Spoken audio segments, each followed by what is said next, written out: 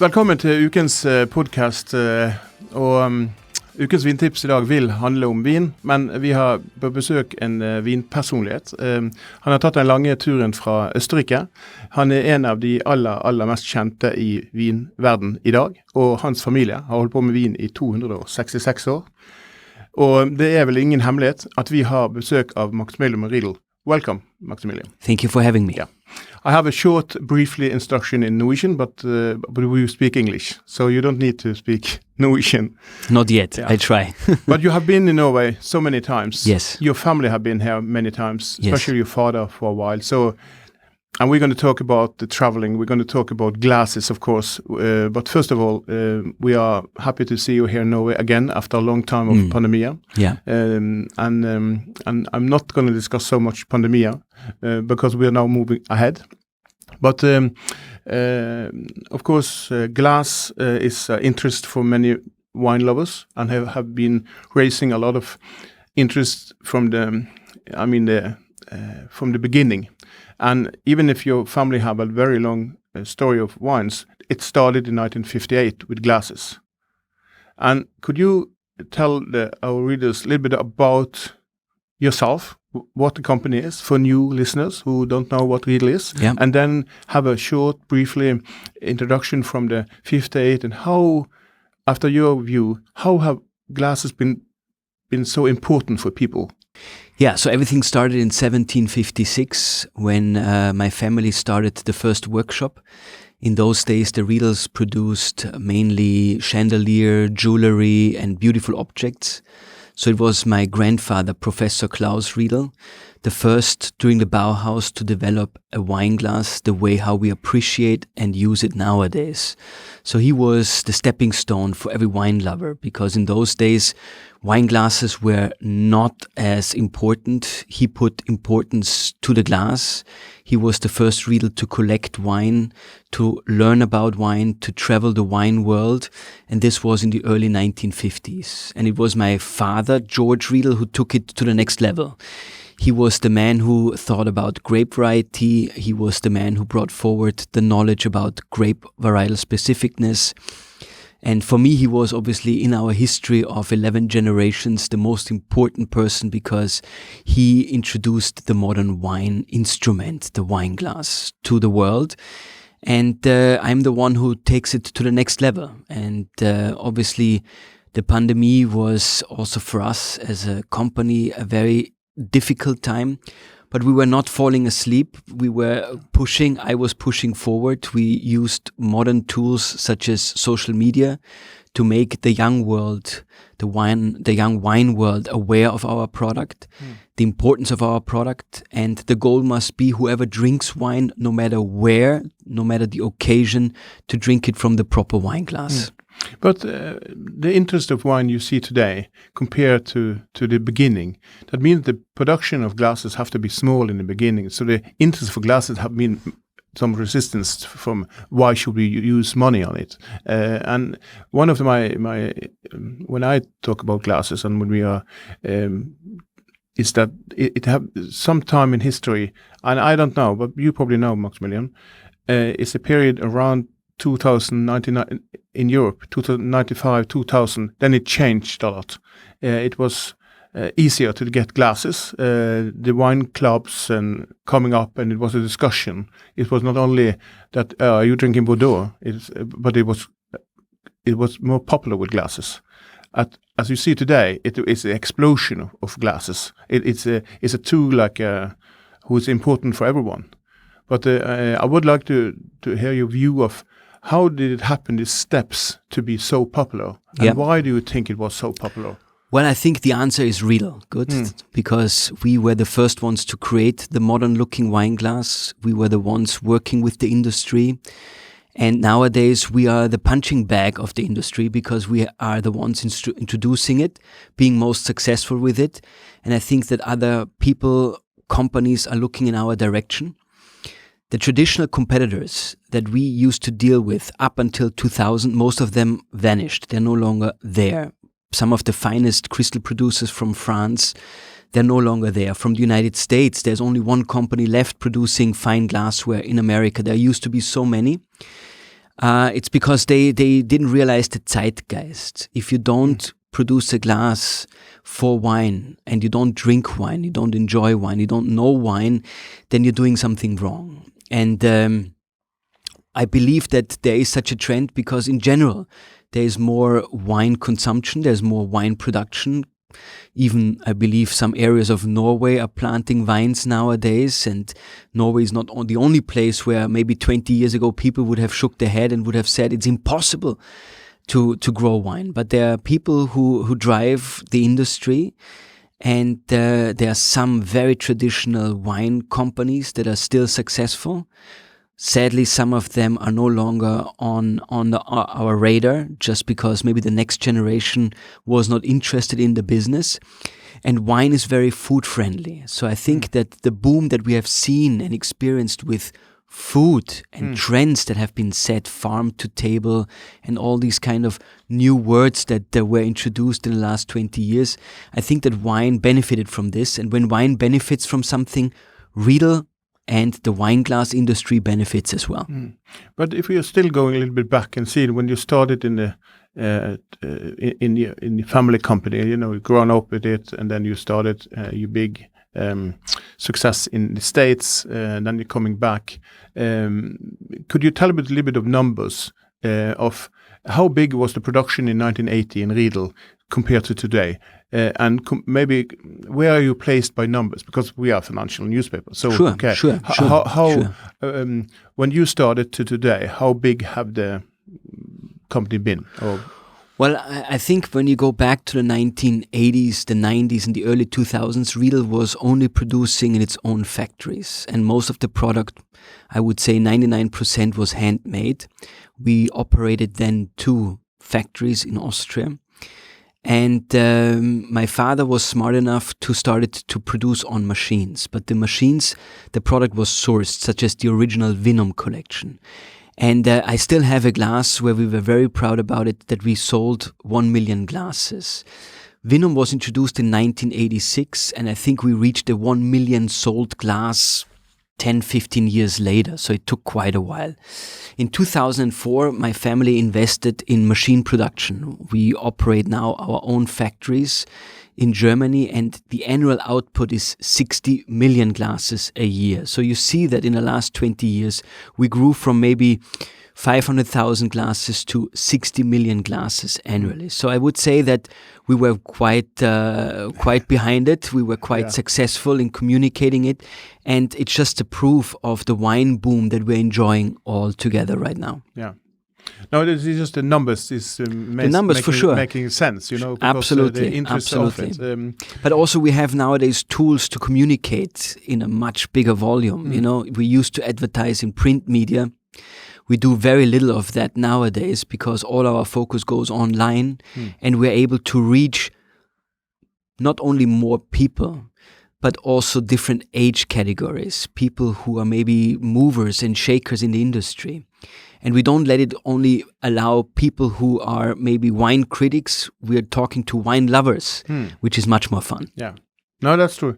But when you are talking about the social media scene, I have to say to our listeners that if you're finding Maximilian Riedel quite easy on Instagram and even at TikTok, so probably we are the oldest one on TikTok for the moment. I hope not. Yeah, but that have been a good interest to follow, and it's a nice account.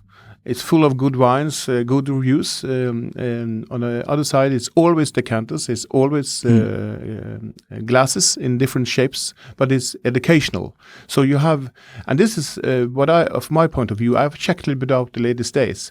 There are not so many company owners who are so personal in the social media as you. Could you tell me a little bit about what is the background and when did it start? Well, it all started with a very small liquor store, a wine store in New Jersey. I used to live then in New Jersey. I ran my operation and I was introduced to the son of a very dedicated father who opened this wine store. And this gentleman I'm referring to is a very iconic person on social media.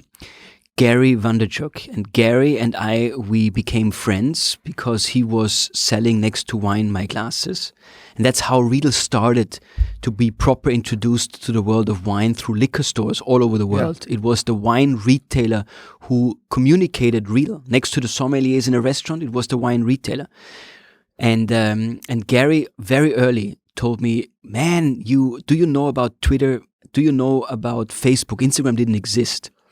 And I said, not really. And he said, wow, you got to go there and promote your brand. So originally I went there to check out maybe some girls, that's what we used to do on social media. Yeah. And I was very much younger then. Okay. Good, 20 years ago. Yeah. So, and then soon I realized I could reach an audience, maybe an audience that there's no chance for me to reach it any other way. It's the young people in the food and wine industry. Yeah. And that's how it all started. So that was in the early 2000s already. And it's very interesting to see the two paths that we're walking, because Riedel has an official Instagram account. And then there's my personal Instagram account. And the official one, obviously, I have a professional team, costs me a lot of money to run it. And my personal one, I do everything myself. And it's such a much more successful path that I'm walking. And I'm not using this power in any odd way, because I'm using it just to show my passion for wine. I'm the only wine glass producer in the world that also collects wine and that drinks wine daily. And that makes the big difference between Riedel and all the other glass companies out there. It's I sell and promote what I love to do most. And I'm giving people, different kinds of audiences, a chance to just see what other wine lovers like myself we're doing with wine. How far can you take the game of wine? So it's not so much about promoting my brand. It's just actually showing my passion for wine. And of course, I'm drinking always from the proper glass, which is the Riedel glass. Okay. And of course, my angle is a little bit different, because I'm not judging wine. I'm not rating wine. I just go into my own cellar, I'm picking a nice bottle of wine and I like to talk about it, how to open it, how to enjoy it. And I think that's what a lot of people like about my channel, which is so different than many others. Yeah.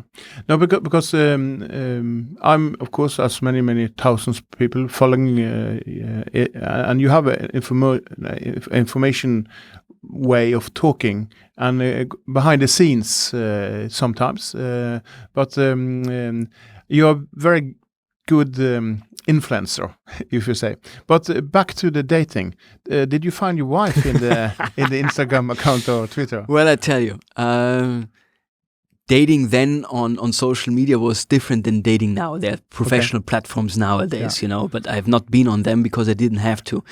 So, of course, there were certain partnerships that started, but they all failed. Yeah. It's all social media, you know. So no, Rosanna and I, we met through friends, the original way, and I believe that's also the roots for our long-lasting relationship. Yeah, that's good to hear. But in a normal year, you have over 200 years, and I will now go back a little bit forward to build a brand, because our listeners, they are interested in finance, how you build companies and so on. And before we go to the wine we have selected today, how important are the traveling and the showing of the product today compared when you have the experience with the pandemic? What would you do in the future? Well, I don't want to say I cloned myself, but we have a lot of people working for our company that are just like myself. They have the same mindset. They're traveling the world. Each one of them, they're called RTMs, Riedel team members. Each one of them has a territory, which includes certain countries, and they take full responsibility. They're managing it in many ways. We have many different ways of distribution, working with distributors, working directly with the market.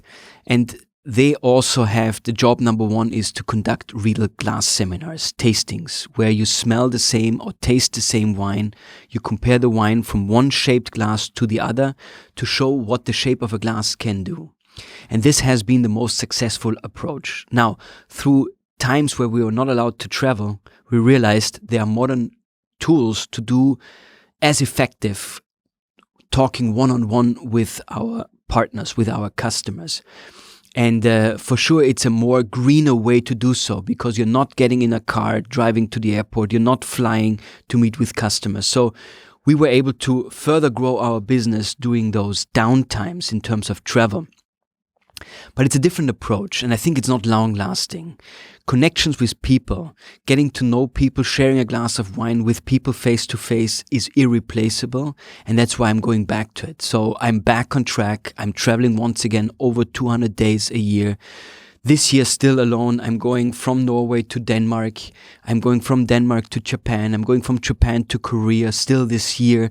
And I'm very excited to meet and greet the people and sharing good wine, because wine unites us, and we should never forget about that. Yeah. And what I see from the traveling and see your account in many ways is that you like to meet people. I like to meet people, but I'm a very shy person, because in my downtime, and now I have a family, but in the old days I took myself to the mountains or on a surfboard, and just to spend the time with myself, because I'm so exposed. If it's customers, nowadays I'm speaking in front of audiences of 200-300 people. That takes a lot of energy, and you need to recharge. Yeah. So I like to distance myself in my downtime, and I don't want to mingle with too many people. I like to mingle with my small herd, with my wife and my 2 kids. And that's a great time where I re-energize myself. And which kind of wine do you usually have? I know that you have a big collection of wine, and of course, when you have worked with the wine industry for so long, you have connection and allocation who's good. But are there always a new bottle, or do you have special, like I have for Krug? I love Krug. Do you have any favorites in the wine? Everybody has favorites, of course. Yeah. Everybody has a favorite region. Everybody has a favorite food and wine match. And maybe everybody has a person with whom you like to share most of your wines.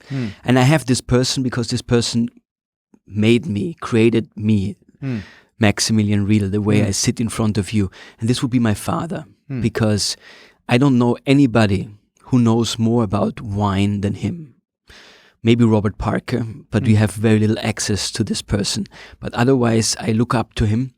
And when I open a bottle of wine from his cellar, from my cellar, or a bottle that I just received, and we actually like to drink old wines, or a bottle that I bought at auction, or it was gifted to me, then he would be the go-to person. So I have my favorite person to drink wine with. Do I have a favorite region? Yes, I do. And and it should not sound too obscene. If you follow me, you know that I drink a lot of wine from Bordeaux. And as the French would say, it's the cœur, it's the heart. And you could fight with me, is it Burgundy, is it Bordeaux? For me, it's Bordeaux. I have most of my friends in Bordeaux, people who created me, helped me build my wine knowledge. I worked in the vineyards in Bordeaux. But is Bordeaux the last wine I would go to? Maybe it would be like yourself, Champagne. And over the last 2 chef de cave, I've built this relationship to Dom Pérignon. And maybe some listeners would say, it's too commercial. No, it's not. Good.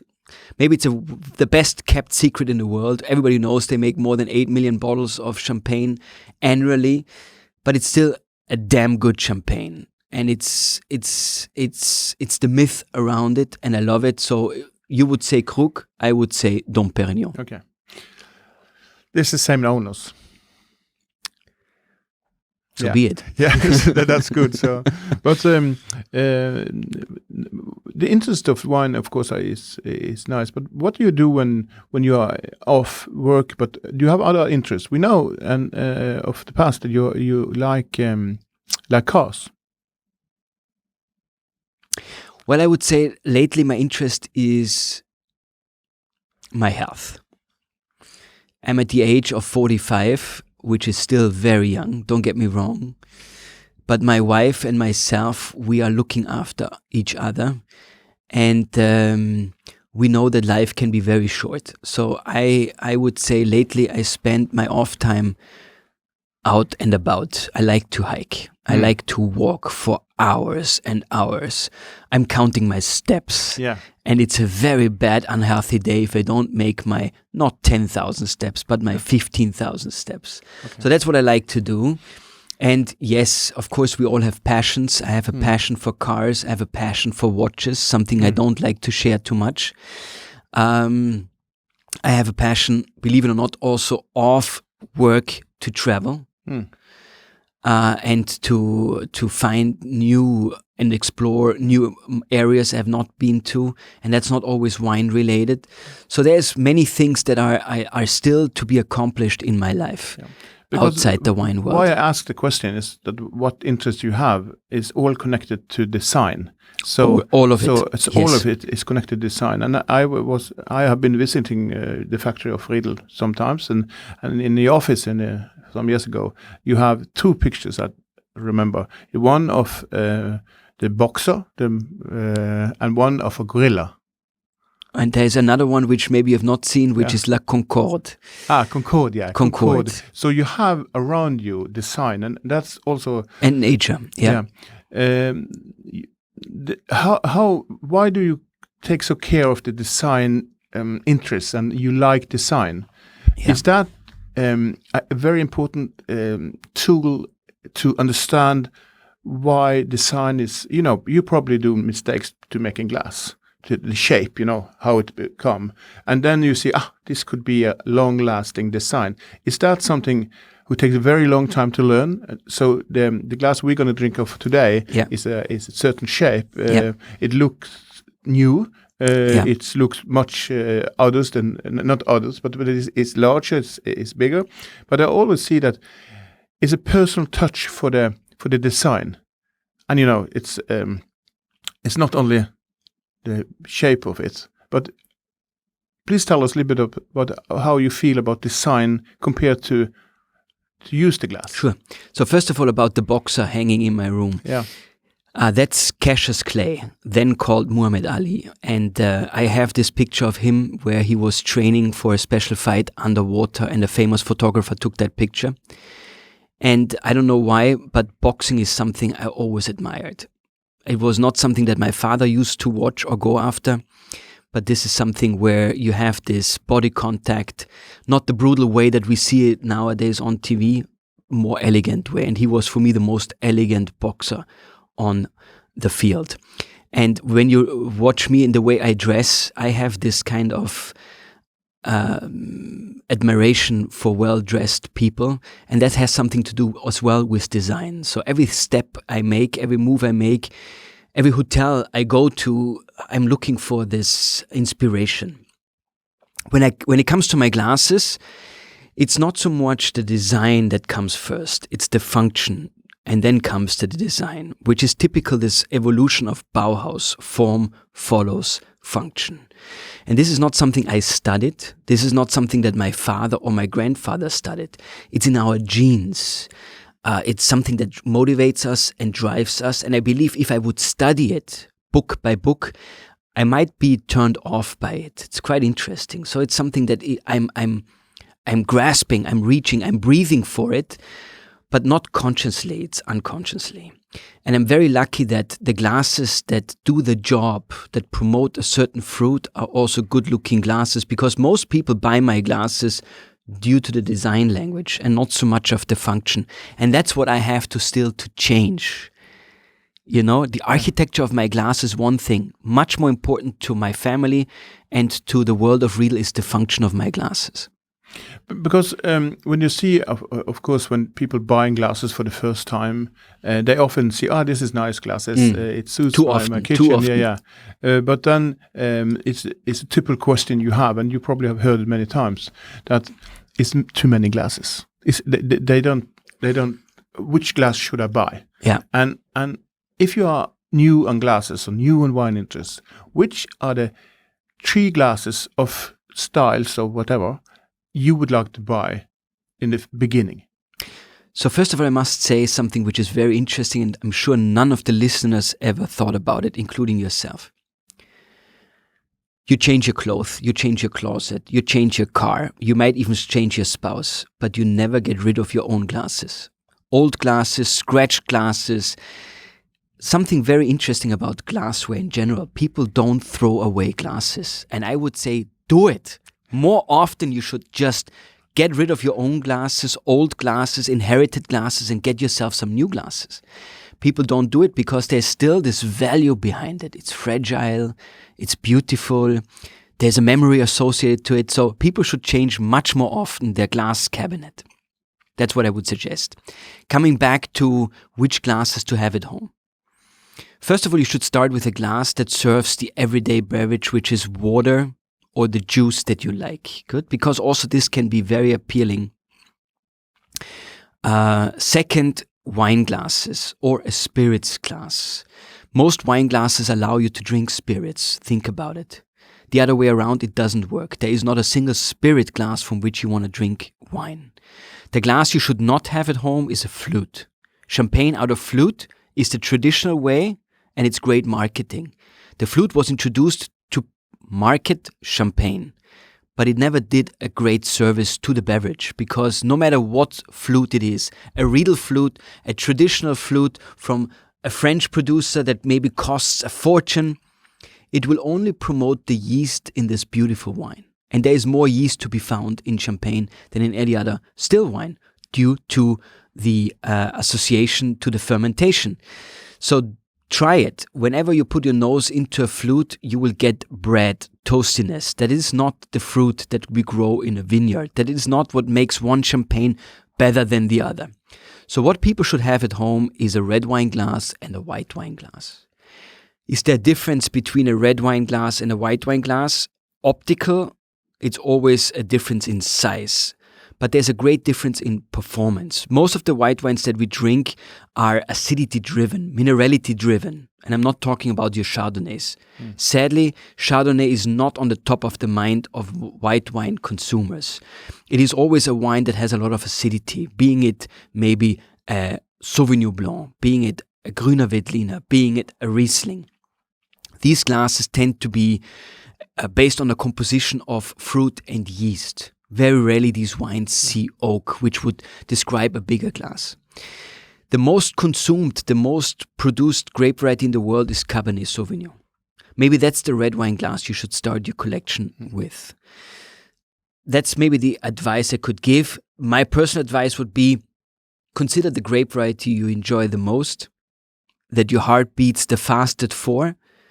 Start with that glass. If it's Pinot Noir, don't think about getting yourself a Cabernet glass. Buy yourself a Pinot Noir glass and learn the beauty about this glass, because the Pinot Noir glass, which is a thin skin, and we divide nowadays our red wine glasses in the thickness of a skin. So there are 3 red wine glasses I would speak for, which is the Pinot Noir glass you could also use for Pinot Noir, Nebbiolo, and also Champagne. The medium thickness is our Syrah glass, and the thick skin is our Cabernet Sauvignon glass. Maybe that's a new approach for some of the people out there, also the sommeliers, to consider which glasses should I use in my restaurants. Go by the thickness of the skin. Of the grape. Of the grape. Yeah, okay. That's a clever idea to do. Because this is one of my most normal question.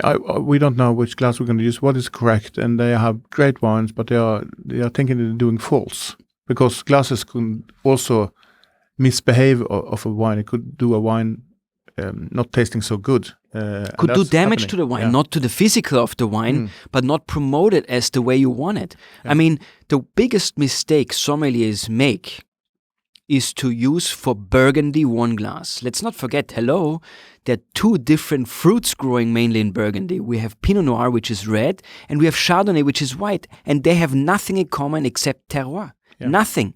So if you put Chardonnay in a Pinot Noir glass, you're completely wasting the energy, this beautiful wine, because you are stripping it down to bare minimum, to nothing. Yeah. No, and just be aware, all listeners, that Riedel is very into to use the correct glasses, and I will take a little bit notes and also tell a bit which kind of glasses would be nice to buy in the first start. But the next question I will have a little talk about.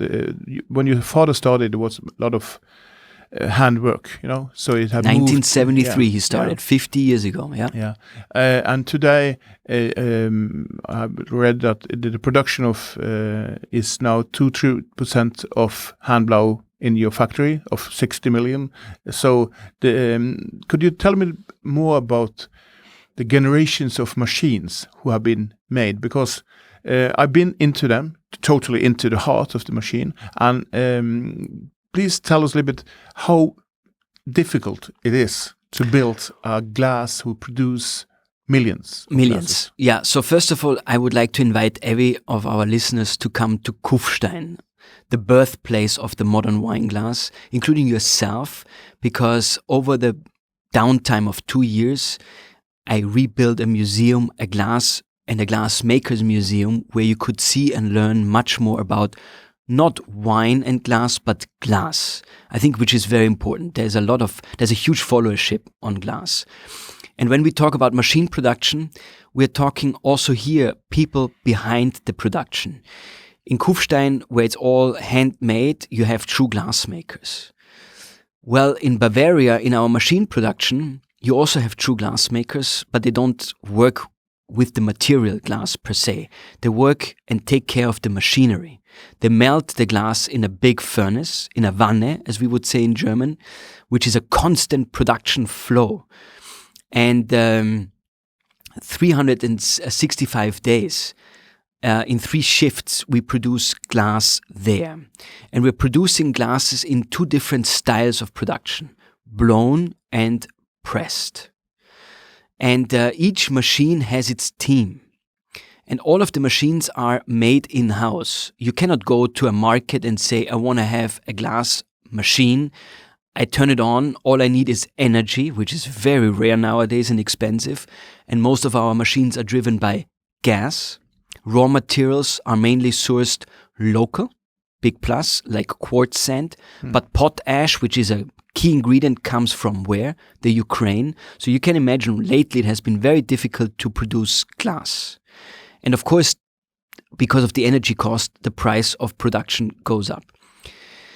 The molds being used are also, they're purchased, they're aluminium molds. A set of molds for a new glass can cost somewhere between 50 to 100,000 euros, just the mold costs.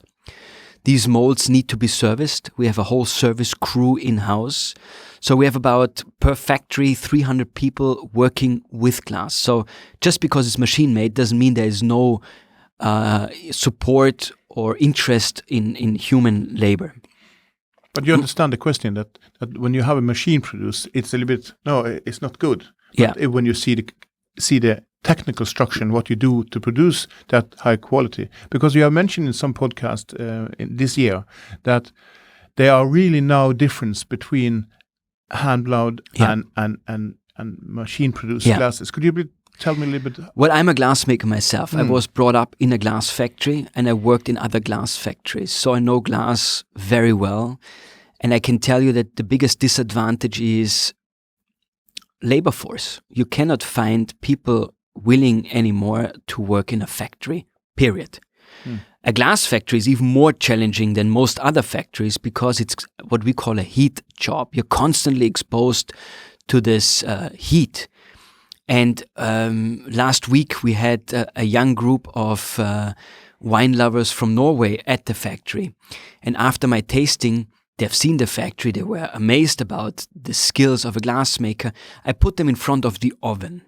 They couldn't last seconds because of the heat, which completely draws your energy because and we are talking about 1100 degrees. Yes. And there is no shield that protects you, no sunglass, no sun lotion, This is a challenge. And because of that, my family invested in the best machinery. And this machinery nowadays will produce a glass like our new Riedel Veloce collection, where you, as a non-glass maker, but maybe a passionate person for glass and wine glass, you could not see the difference anymore. That's how far we are taking it. That's how far we have to take it, because sooner or later the machine will have to replace the human due to the fact that nobody wants to work in this environment anymore, which is very sad, because it's a not only great paid job, you're surrounded with people who have a passion for this job, very skilled and talented people. Not everybody can work as a glassmaker, because you have to have talent for this very intense labor. But it's too challenging, and people don't want to do it anymore. Your father told me that your family have generation of machines. So you have, in my notes I was writing the 19th generation, 20th generation, because you are improving this machine all the time. So you have programs to do it better, or of course you have to do it when you're launching. But like we here in Norway, there have been a very good industry for glasses, latest 10 years I will say. But then you also see that connoisseurs is talking about other brands. And one brand who is up in the air often is Salto. Could you tell me a little bit of the difference about just the numbers about Salto and so Salto where do you place Salto in this category? So Salto is a brand, but Salto has no production, so they have no clue about glass and glass making. Salto claims to be produced in Austria, but they're not. They don't have anybody blowing glass in Austria, because the biggest glass producer from Austria is us. So they are sourced glasses. Salto definitely is a challenger.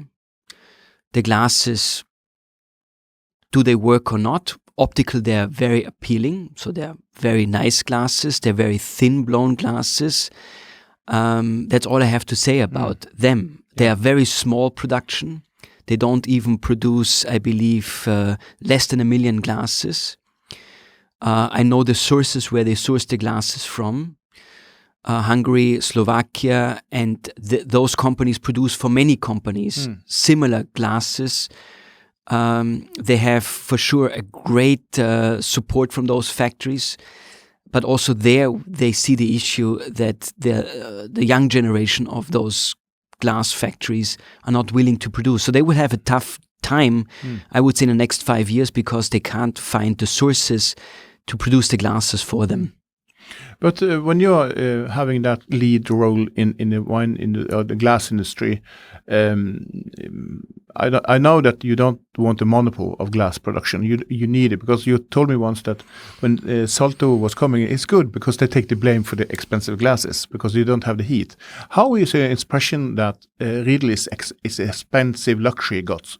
I have not heard this in a long time, to be honest with you. Yeah, so you have stopped. This has stopped, and in the old days people were very upset with Riedel because the glasses were too thin, too fragile. And nowadays that's exactly what the people want. So I would say the biggest change in glass trend, for sure also caused by Salto, is that people don't care anymore about glass breakage. The thinner the better, the lighter the better. I would love to put a warning label on my new collections. Watch it, very thin. But people, also restaurants, interesting enough, don't mind that part, because when you consider what costs money to operate a restaurant, glasses comes at the very end, considering the setup of a dining table, the silverware, the plates, the labor force, the food costs nowadays you can't compare to 5-10 years ago. Yeah. So everything has gotten so much more expensive, and we glass producers bite our tongue when we increase the prices by 3 to 5%, which we have to due to the energy cost. So it's very interesting the times we're going through. And me in my young age, being associated to glassmaking for the last 25 years, I've seen so many trends coming and going, and I'm so stunned that the people nowadays want such thin glasses that when you look at them, they might even break. But that's what people want nowadays. Because it is a discussion in the wine journalist tastings, that we have some tastings we attend to, and it's always Riedel there, it's Salto there, is some other glasses they use, but mainly Riedel and Salto. But we also see that in some glasses, and I would like to, this is just information about when do we need to throw away the glasses, because it could be nice, it's okay, but the wine who have been corked. It have been maybe 1-2 years old. It have been polished and could a glass be ruined by that you have corked wine in a glass standing there, and the glass is adapting to the taste, and you can never clean it? I've never heard this before. That's why we're very cautious about the material that we use when we produce our glasses and the composition of the material, which is most important that in a dishwasher cycle, how many dishwasher cycles can the glass last before eroding? Glass is a very natural product. Good compared to plastic. Glass erodes over time, over period. But a glass can be washed and can be proper washed. And I would say that the water you're using, the detergent, the soap that you're using can harm much more the glass and its surface. And a bad wine or a corked wine has absolutely no impact. No impact. But if you have a glass and you can see, okay, you have it for 10 years because you can have washing it for 10 years. My older glasses is 12 years or something. Nothing wrong with them. But I see also that some glasses are a little bit off. They are easily connected to bad smell. They are smelling, the glasses. It's impossible to take away the smell. You can clean them. You can steam them. I've heard about this. I've heard about this. Also, I would say for our listeners not to make it too complicated, please pay attention how and where you store your glasses. People buy themselves a new apartment, a new kitchen cabinet. They put the glasses in, they close it. Very rarely do they use the glasses, meaning opening the kitchen cabinet. The kitchen cabinets are most of the time covered the wood with some lacquer. And this can be very aggressive. This can steam, this can create odor in glasses, and this can also take the brilliance out of your glasses. So this is not a joke.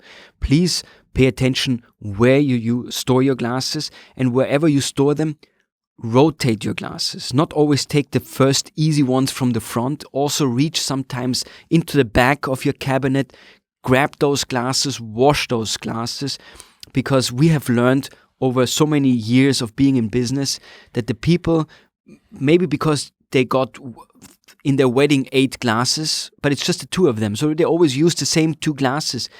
And the other 2 glasses can go bad. In particular, also Riedel glasses, maybe pre-1990s, where we had lead content in our glasses, lead crystal. Riedel stopped in 2015 producing lead crystal for many various reasons. But there, when you look for a lead crystal glass under the microscope, the surface was looking more like the pores of your skin. And this allowed detergent, aggressive detergent. This allowed steaming kitchen cabinets to attack the surface. And the glasses go dull. They go bad. So take care of your glasses. Rotate them, wash them, use them. But I think nothing can hurt more the surface of your glass than a dishwasher. Yeah. So if the dishwasher is not adjusted, the dishwasher is not, in 15 years, some of the dishwashers, for example, Miele, they can outlast your relationship because they're built in such a way that they can take certain cycles, but you've never asked anybody to look after the dishwasher, to service the dishwasher. And most of the dishwasher companies would recommend once a year, service them. Everything could be off balance, too much detergent, too much salt. This really attacks the surface of your glass and they go dull. And maybe, as you say, they could start smelling. Maximilian, we need to drink wine soon, but first we're going to have a commercial about wine cabinets. Let's do it. Selvfølgelig må jeg bare takke Temptec igjen. Takk for at dere gjør denne podcasten her mulig. Hvis du på jakt etter et vinskap, og det burde man nesten alltid være, så sjekk ut Temptec sin Prestige-serie, en av toppseriene til Temptec. Bygg de inn, bygg de inn i kjøkkenet, la de stå fritt for seg selv, store, små, forskjellige zoner, trehyller, LED-belysning, juster temperatur, lys på egne paneler, luftfuktighet, label view hvis du har lyst til å se flaskene før du åpner kjøleskapet. Sjekk ut Prestige-serien til Temptec, og tusen takk igjen hos Power Selges kunders power. Og takk igjen, Temtek, for at dere gjør podcasten her mulig. And then we are back with Maximilian Riedel, and we're going to taste the wines. But first of all, it's some question that should be it's quite hidden history about Riedel. You have to read a lot. You know about Riedel a lot because it's not only glasses. But please tell me about traffic lights and Riedel connection. Well, traffic lights is something that my forefathers in Czech Republic used to produce. The cat's eye on your bicycle, the reflectors on the back of your car. This is something that Riedel produced in big volume, already then in machine production. And most of the European light towers, the big lenses were produced in our factories. Very interesting. Yeah. And when we talk about modern communication, Walter Riedel, my great-grandfather, invented the glass fiber. So modern communication has somewhat roots within the glass factories of Riedel. So Riedel was not always associated to wine glasses. Yeah. And just that you mentioned all that small history about that Riedel is not only glasses, is a huge, long history. I read it sometimes and I think it's fascinating. But now, finally, after 45 minutes, we're going to taste wine. But in a glass, we have set up a Cabernet from the Napa, and we have picked up the newest version made in 2022.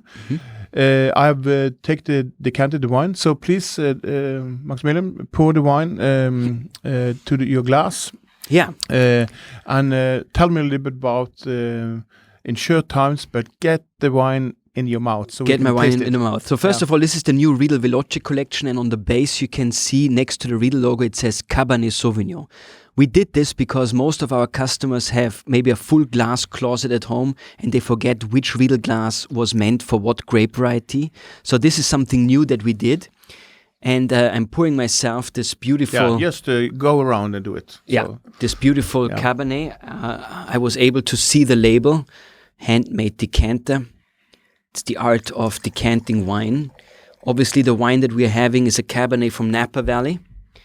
Vintage 2013, for me, still a baby. It's a wine that needs oxygen. We opened it, Svein, I believe, an hour ago. So it had enough time to open up and to breathe.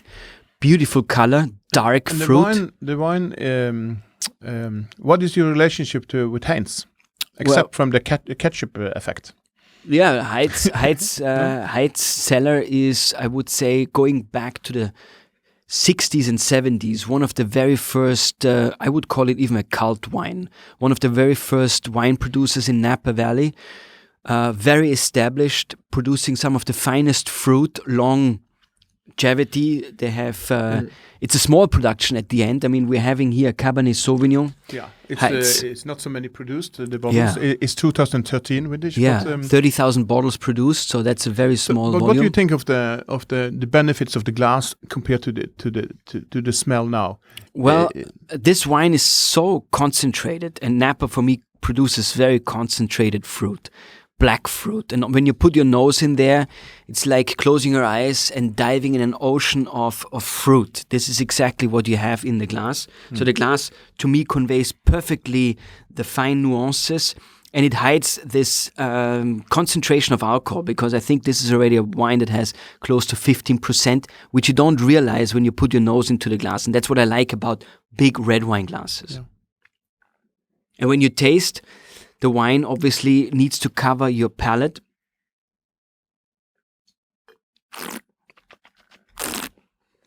Slurping it from left to right.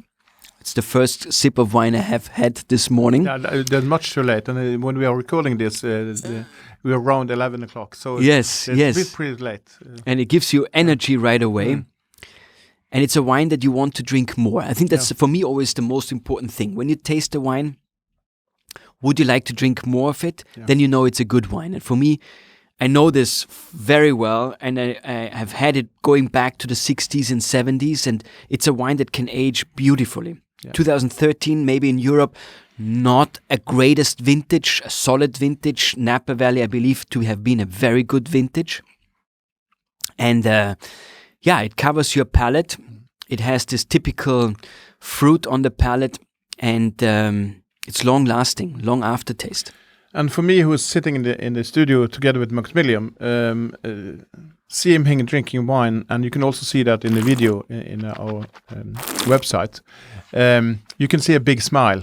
You can see the interest for wine. And so long I've learned to know you, Maximilian, it have been a pleasure to see your energy, your focus, your dedication, learn you of how you can change the world by doing of luxury goods of glasses.